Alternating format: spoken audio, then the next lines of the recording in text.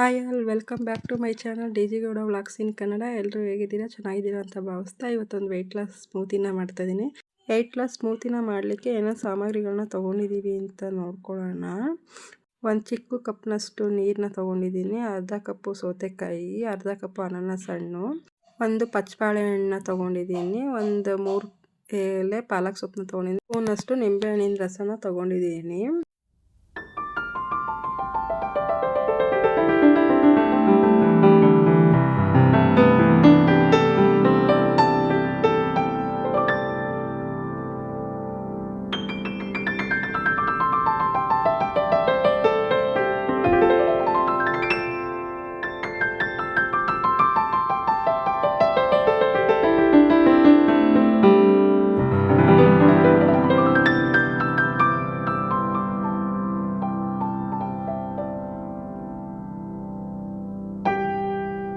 ಮೊದಲಿಗೆ ವಿಡಿಯೋನ ನೋಡ್ತಾ ಇರೋ ಅಂಥವ್ರು ಸಬ್ಸ್ಕ್ರೈಬ್ ಮಾಡ್ಕೊಂಡು ವಿಡಿಯೋನ ನೋಡಿ ಶೇರ್ ಮಾಡಿ.